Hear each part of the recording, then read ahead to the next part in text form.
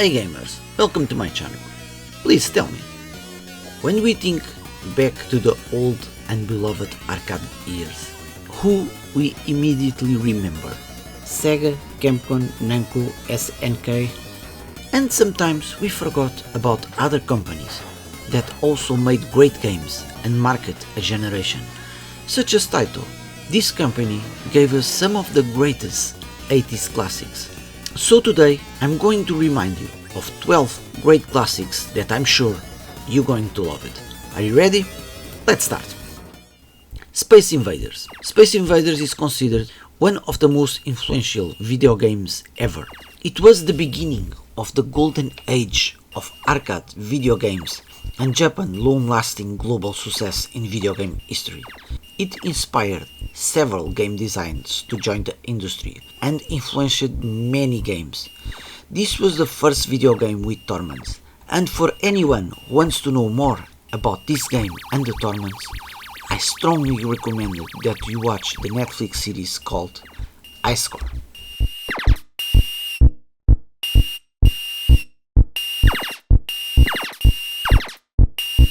Elevator Action. Elevator Action is an action platform released in 1983. We assume the role of a secret agency, infiltrating a 30-story building from the roof, then descending to the ground via elevator or stairs. The goal is to collect secret documents from specially marked rooms, then exit to a waiting getaway car. The game was a critical success and was the top grossing game of the Japanese arcade charts for 3 months. It was being ported to many home systems and appeared in almost all Taito compilations. An arcade sequel, Elevator Action Return, was released in 1994.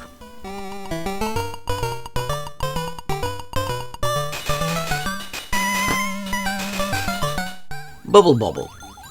Bobble was released in 1986 and it is still today one of my favorite arcade games ever. The game puts the player in control of two cute dragons, a green dragon named Boob and a blue dragon called Bob. They need to save their girlfriends from a world known as Cave of Monsters. In each level, Boob and Bob must defeat each enemy by trapping them into bubbles and then popping the bubble. To help us in our way, the game has many power-ups, long bubbles, faster bubbles, an umbrella that allows us to jump some levels, among others. There are a total of 100 levels in this game, being the last level, the level 100, the level that we fight the final boss. This game also have a sequel, Raibon Island, that have a totally different gameplay, but in my opinion it is also an excellent game, but I prefer this one a little bit more.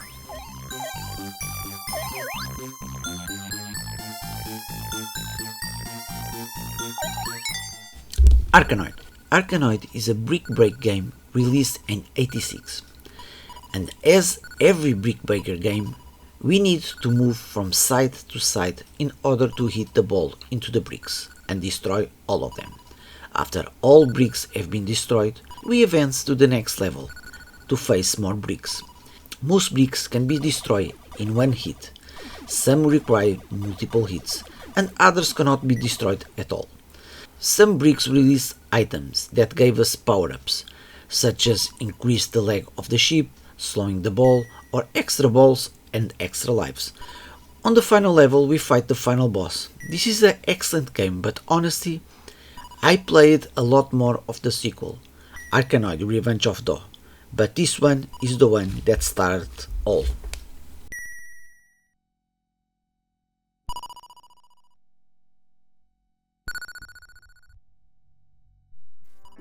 Renegade was a game that I completely fell in love in my beloved Spectrum, and only years later I played the arcade version. It was inspired by the movie The Warriors. Unfortunately, unlike the sequel, Target Renegade, we can't play in co-op or pick up weapons.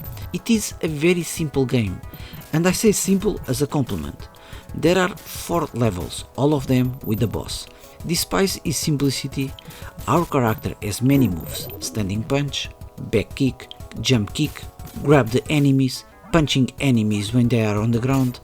The enemies are varied. Street punks, girls with whips, some armored with knives, and the final boss with a pistol.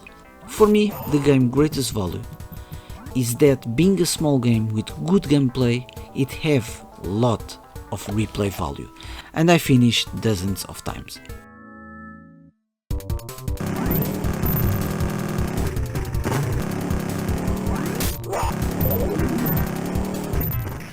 Rastan is a side-scrolling hack-and-slash arcade video game, released in 1987. It was a critical and commercial success and was ported to home consoles. What captivated me in this game, besides our character resembling Conan the Barbarian, was the music, especially the music in the first level. That is really good. The levels are full of traps and the enemy design is very well done. In total, we have to finish 6 stages, all of them with the final boss, being the last boss a huge dragon. We finished in 30 minutes, but is a very fun and very difficult game.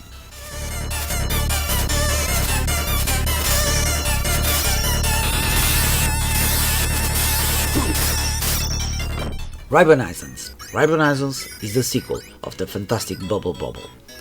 Unlike Bobble, where we control 2 cute dragons, this time we play in the human form, which they both regain at the end of the first game. Our bubbles have been replaced by Raibons that help us defeat enemies and climb platforms. In this game we always go up with the help of platforms, the Raibons and the many power-ups that we pick up along the way. Every world finishes with a boss fight, and in my opinion this game is almost as good as Bobble. It's a pleasure to play a game like this, 100% original and simple. One button for jump and another button to shoot Raibons. And again, this game is not only one of Taito's best games, but also one of the best arcade games of the 80s.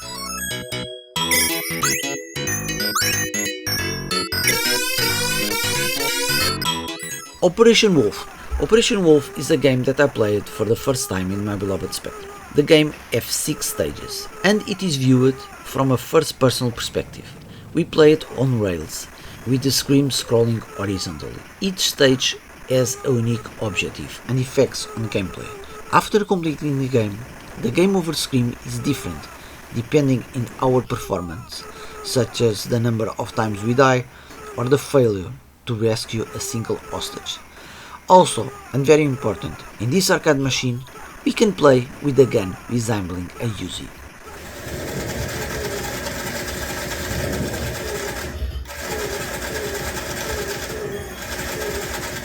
Ninja Warriors. Who doesn't love ninjas in the 80s?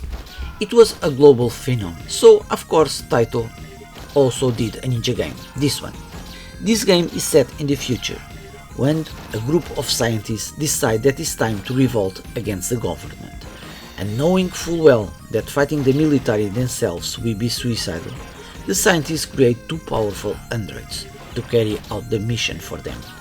2 robots, codenamed Konushi and Ninja, and both are sent by the scientists to fight against the government. The game arcade cabinet is unique due to the 3 continuous screens. The gameplay is a little repetitive. Our ninjas doesn't have many moves, but just like Arkanoid, the sequel is really good. And you can play it in the Super NES and most recently in the Nintendo Switch, titled The Ninja Saviors.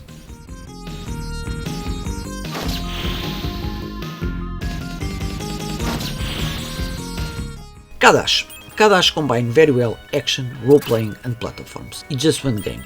The game is set in a medieval fantasy world. Cadash is the early example on what would become a fairly common trend in Japanese-made arcade games on the early 90s, the platform RPG, combining side-scrolling platform action with RPG system of statistics, level up, gaining money and magic. There are 5 stages in the game and 4 playable characters. This game was successful in both Japan and the United States, and was later ported for the TurboGrafx and the Sega Mega Drive.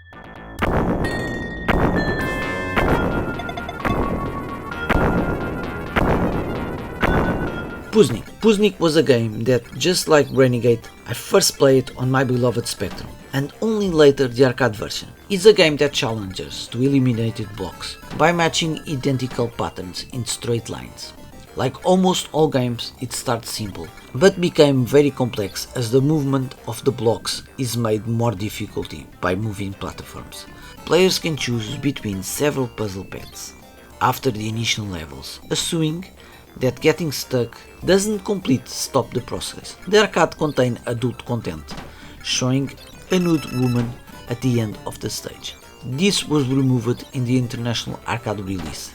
This was one of the few games that made me think of strategies when playing, and that's why it was so special for me on my Spectrum days.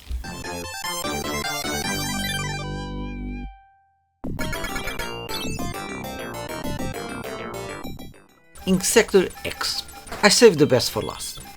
I love this game and I spent so many hours and so many coins in the arcade, never passing the second level. As you can see, this game is a horizontal scrolling shooter. We control an insect warrior named Kai, who takes on the vast army of cyber insects to free the insect world from the dark ruler. Personally, I love the graphics of this game, but we can't be fooled by the cute appearance of the enemies, because this game is quite difficult, especially if you lose a life, since losing a life also means losing all power-ups. A version of this game was made for the NES and the Sega Mega Drive, but unfortunately neither has the quality of the arcade version. So that's it, gamers. Those are the games that I always remember for Taito. As always, I hope you like this video and I hope to see you in the next one. Take care.